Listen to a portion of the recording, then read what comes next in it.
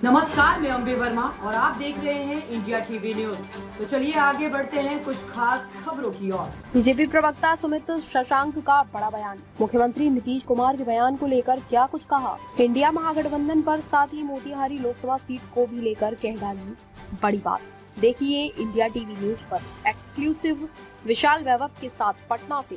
TV news और मैं हूं विशाल वैभव। अभी हमारे साथ भारतीय जनता पार्टी के प्रवक्ता सुमित शशांक हैं, हम इनसे बात करते हैं। सर, जिस तरह से कल मुख्यमंत्री नीतीश कुमार ने लालू प्रसाद यादव के परिवार को लेकर और लालू प्रसाद यादव पर जो है उन्होंने चुनावी सभा के दौरान जो बातें कही थी उसको लेकर राजद के प्रवक्ता, महिला प्रवक्ता अजय यादव ने कहा है कि मुख्यमंत्री नीतीश कुमार जो है डिमेंशिया के शिकार हो गए हैं, उनको इलाज की जरूरत है और उन्हें लंदन या मुंबई में इलाज कराना चाहिए, मानसिक संतुलन भी खो बैठे हैं। क्या कुछ कहेंगे सर?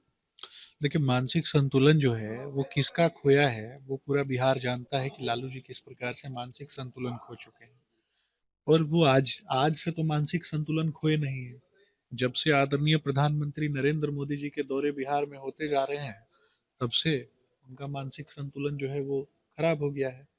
और अहंकार होना, ये भी तो मानसिक संतुलन खराब होना होता है।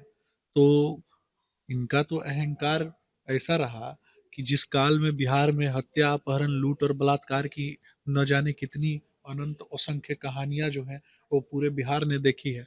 तो सबसे पहले उनको जा करके अपने माननीय नेता का दिमाग का इलाज कराना चाहिए कि उनका दिमाग जो है ठीक रहता तो कम से कम बिहार भूखमरी और कुपोषण के गर्त में तो नहीं जाता।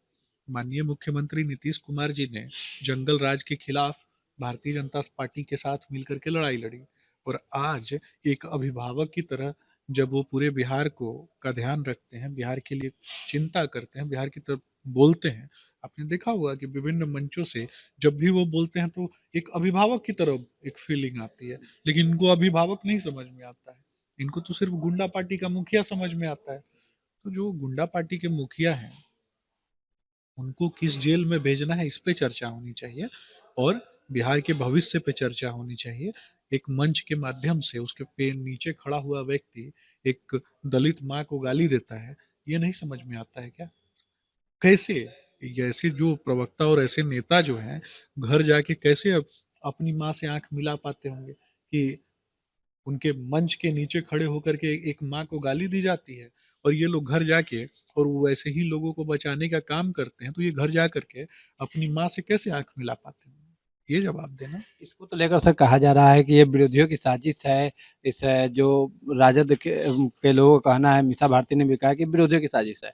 विरोधी इनके मंच पे कैसे चढ़ गया? वो गाली देने वाला जो व्यक्ति है वो कैसे मंच पे चढ़े हुए व्यक्ति के साथ भैया भैया करके संबोधित करता है, उसके साथ बात करता है। और मंच पे खड़ा हुआ जो व्यक्ति है वो किस प्रकार से सांकेतिक भाषा में उन्हें इशारे करता है।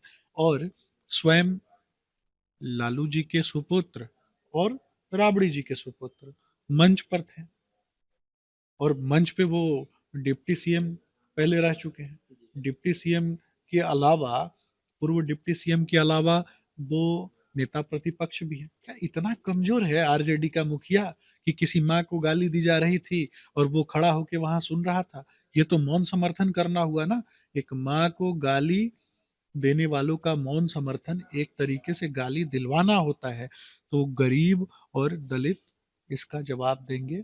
बिहार का प्रत्येक व्यक्ति जो अपनी माँ का सम्मान करता होगा, प्रत्येक व्यक्ति जो अपनी धरती माँ का सम्मान करता होगा, प्रत्येक व्यक्ति जिसके लिए उसकी माँ का आंचल जो है ना वो सर्वश्रेष्ठ होगा, वो घर से बाहर निकलेगा और वोट करेगा इनके खिलाफ और जवाब देगा। इनके मुंह पे राजनीतिक कालिख जो है ना पूतेगी और 40 की 40 लोकसभा सीटों पर जमानत जब्त होगी ऐसे लोगों की। सर, मोतिहारी से जो है वीआईपी पार्टी ने उम्मीदवार बनाया है राजेश कुशवाहा को, और राजेश कुशवाहा ये दावा कर रहे हैं कि इस बार जो है हम राधा मोहन सिंह को हराने में सफल होंगे और वहां से उनको हटाएंगे। देखिए, पूर्वी चंपारण मोतिहारी मेरा घर है।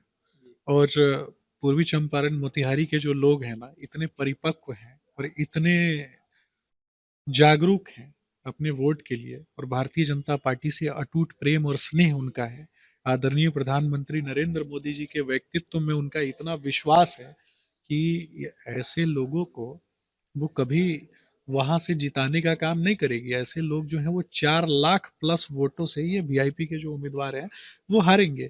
वीआईपी के जो मुखिया हैं, हालांकि उम्मीदवार के विषय में क्या बोलना, लेकिन इनके जो मुखिया हैं वो तो सर्कस का रथ लेके घूमते हैं। सर्कस का रथ अगर मेरे पास होता तो मैं गरीब के बच्चों को उस सर्कस के रथ को बेच करके पढ़ाने का काम करता, और उनके बच्चे भी आईएएस आईपीएस बने, मलाहों के बच्चे भी आईएएस आईपीएस बने, इस काम को सुनिश्चित करता। और इनके जो प्रत्याशी हैं उनके ऊपर तो पहले भी किस प्रकार से उन्होंने सनातन को अपमानित करने वाली बातें कही हैं, उसका भी वीडियो निकाल करके दिखाना चाहिए। ऐसा तो नहीं है कि कुछ वर्ष बीते हैं, ऐसा तो नहीं है कि वो सारी बातें चंपारण की जनता नहीं जानती है। चंपारण की मिट्टी जो कहीं ना कहीं एक बड़े उत्साह वाली भूमि है, वो बहुत अच्छे से जानती है कि सनातन को अपमानित किसने किया था। बस वीडियो देखिएगा, कुछ दिन के भीतर में कोई ना कोई तो दिखा ही देगा ऐसे लोगों का वीडियो, और बाद में कल हो के ये लोग कहेंगे कि ये गलत है, ये ऐसा है, ये वैसा है। लेकिन इनकी हार जो है वो सुनिश्चित है, ये घबराए हुए हैं। सर एक आखिरी सवाल होगा सर, इंडिया महागठबंधन की आज जो है उलूगुलान रैली झारखंड में हो रही है, और राहुल गांधी कल भागलपुर में रैली किए थे, लेकिन आज वो इस रैली में नहीं पहुंच रहे हैं, और कारण बताया जा रहा है कि उनकी तबीयत खराब है। सर क्या कुछ कहेंगे सर, बिहार में एक दिन रैली की और उनकी तबीयत खराब हो गई। देखिए, राहुल जी के अच्छे स्वास्थ्य की मैं कामना करता हूँ, लेकिन राहुल जी की तबीयत आज से नहीं खराब है। उनका कहीं ना कहीं साइकोलॉजिकल टेस्ट होना चाहिए और मेडिकल बुलेटिन जारी होनी चाहिए। वो आलू से सोना बनाने वाले व्यक्ति हैं। अब आलू से सोना बनाने वाली तकनीक में ज्यादा दिमाग लगा दिए होंगे तो थोड़ा बहुत तो फ्यूज तो ढीला होगा ही उनका। धन्यवाद सर।